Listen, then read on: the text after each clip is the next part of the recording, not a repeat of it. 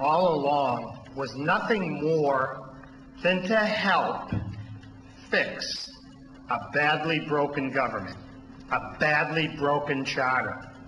It's broken badly, and it needs to be fixed.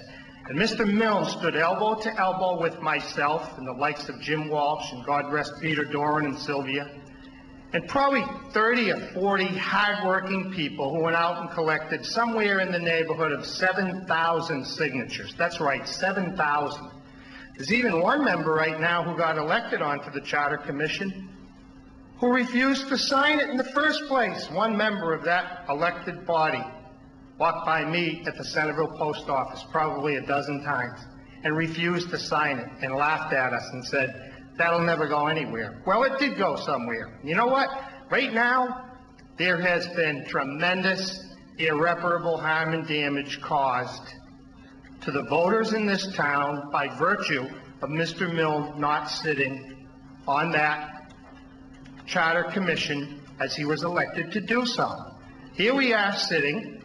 The charter says the top 9 vote getters, and so they take 8 and then say, well, Mr. Milne can't run because we didn't know what the will of the voters was. Yes, we do know what the will of the voters was. It was for Mr. Milne to sit with all of you up there and help fix the issues in the town, and on a much higher level, fix the badly broken charter in this town. And hopefully the people in this town are going to come to that conclusion. But I find it just absolutely reprehensible that here tonight it says Mr. Milne is suing the town. No, he's not. Mr. Milne's not suing the town. Mr. Milne is simply trying to defend what the voters want. He has a right to do that, and yet it's laughable on the other side of the equation here when the town spends hard-earned money for an attorney to fight Mr. Milne for the will of the voters in the first place. That's incredible to me. This is democracy?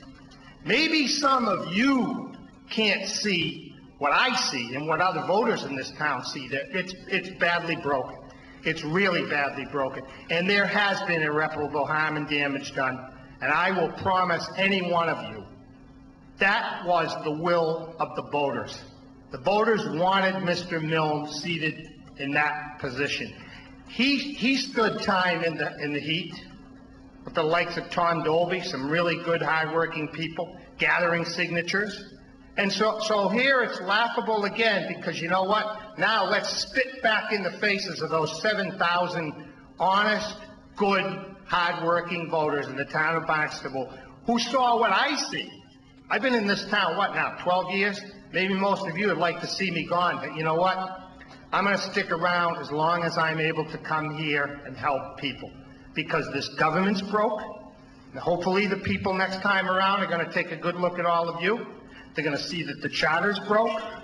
You know, Mr. Milne wants to donate his valuable time. I'd like to ask a rhetorical question right now. I wonder how many of you would endorse Mr. Milne.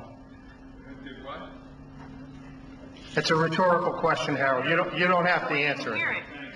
But the point is, you know, that position is 2 things. The position that Mr. Milne wants to run for is 2 things. Number 1, it's a voluntary position. Number 2, it's an unpaid position that he's doing for his own time.